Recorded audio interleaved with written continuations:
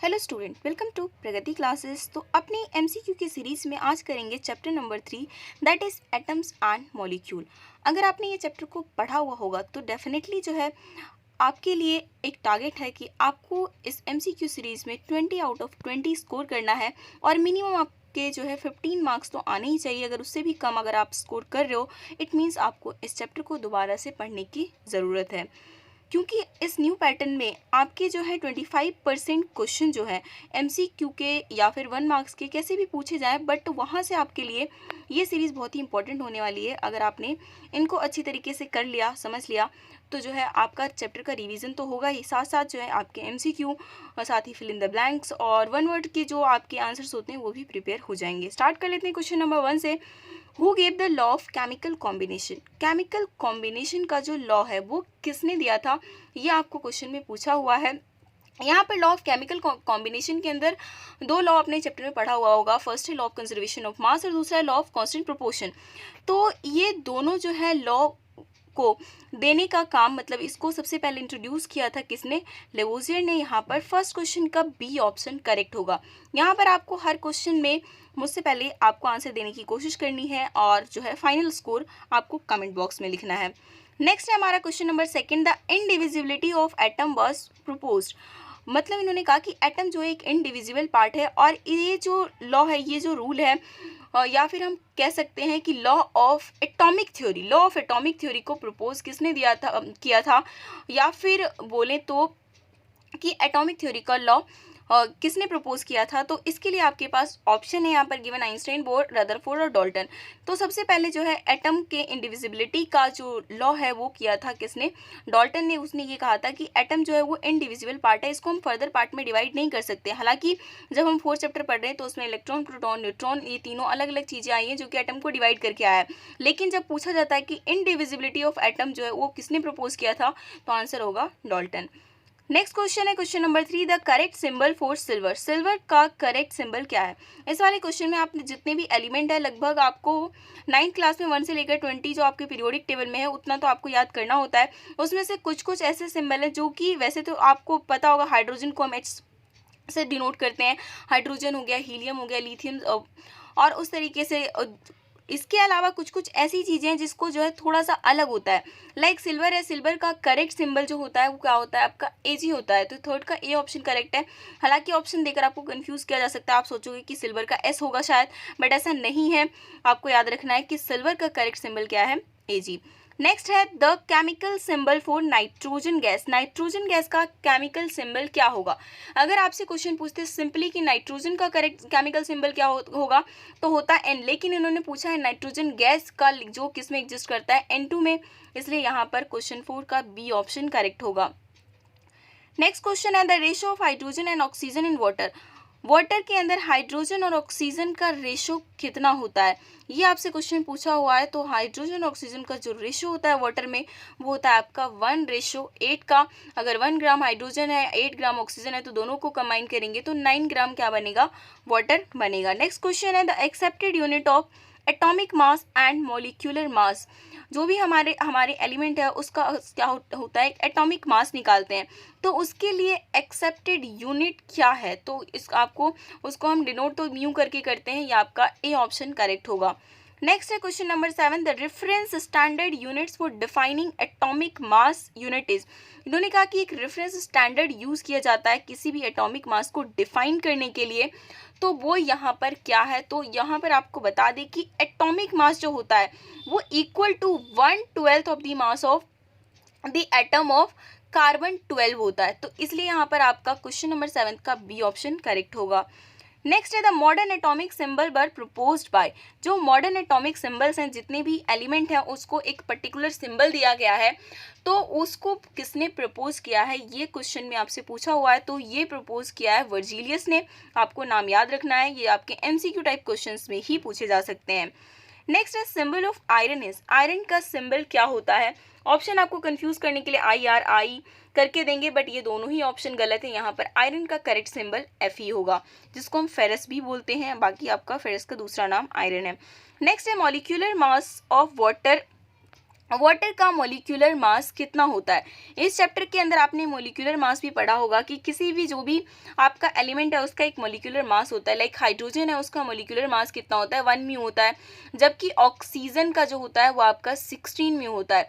यहाँ पर जब हमने मॉलिक्यूलर मास निकालना है तो हाइड्रोजन के यहाँ पर कितने दिख रहे हैं, 2 एटम दिख रहे हैं, तो 2 इंटू में 1 ये तो हो गया हाइड्रोजन का, और ऑक्सीजन का हो गया 16, तो 16 + 2 कितना हो जाएगा, 18 gram is the correct answer. Question number 10 का ए ऑप्शन करेक्ट होगा।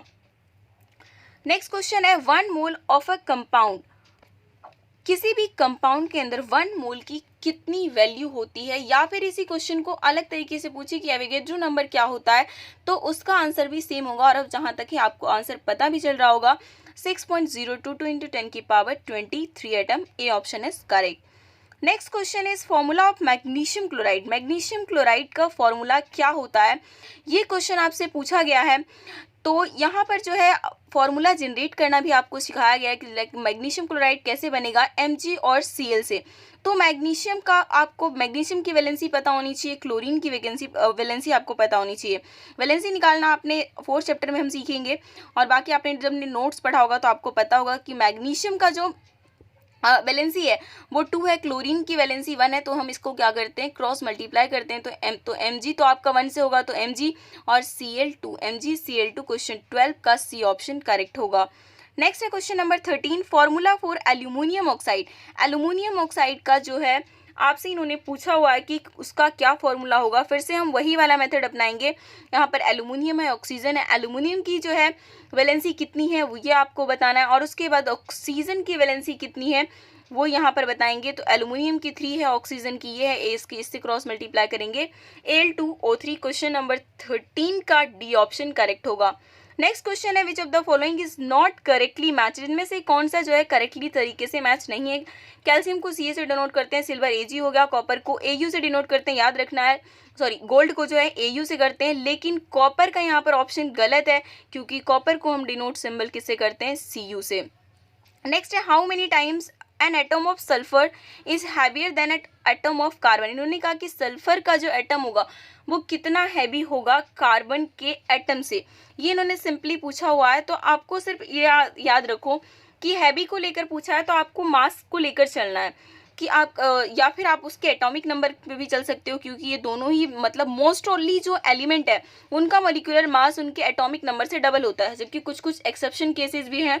पर यहाँ पर जो है सल्फर है आपका, इसका एटॉमिक नंबर 16 है, कार्बन का कितना है, 6 है। इसको अगर आपने सिंपली सही तरीके से काटोगे तो कितना आ जाएगा, 8/3, आपका सी ऑप्शन करेक्ट हो जाएगा। नेक्स्ट है question number 16, the number of moles for 52 gram of helium is, इन्होंने कहा आपको नंबर ऑफ मोल्स निकालना है, जबकि हीलियम का 52 ग्राम दिया हुआ है, जहाँ पर एटॉमिक मास हीलियम का दिया हुआ है 4 म्यू। तो यहाँ पर जो क्वेश्चन है तो इसके लिए आपके पास फॉर्मूला आपकी बुक में गिवन है कि नंबर ऑफ मोल्स हम कैसे निकालते हैं। नंबर ऑफ मोल्स निकालने के लिए हमारे पास फॉर्मूला होता है गिवन मास अपॉन में मोलर मास, गिवन मास और अपन में आपका होता है मोलर मास। तो यहाँ पर गिवन मास आपको कितना दिया हुआ है, गिवन मास दैट इज 52 ग्राम, और मोलर मास भी आपको क्वेश्चन में गिवन है, हालांकि नहीं भी दे सकते हैं, आपको ये याद करना होता है, और इसको हम कैंसिल करेंगे तो कितना आ जाएगा, 13 would be the correct answer. Next है the percentage of hydrogen in H2O molecule, H2O molecule के अंदर हाइड्रोजन की कितनी परसेंटेज होती है ये आपसे पूछा हुआ है। तो यहाँ पर जैसे अभी हमने थोड़ी देर पहले H2O का निकाला था क्या, और टोटल उसका निकाला था हमने एटॉमिक मास टोटल कितना आएगा, तो H2O का हमने देखा था कि उसका कितना होता है 18 ग्राम, और जबकि हाइड्रोजन H का आपका 1 है तो 1 × 2 हो जाएगा, तो 2/18 इंटू में 100, तो इसका आंसर आ जाएगा 1/9, 11.11%। नेक्स्ट क्वेश्चन है balance of noble gases, noble gases की वैलेंसी कितनी होती है, मतलब उनके आउटर मोस्ट शेल में कितने इलेक्ट्रॉन मौजूद होते हैं।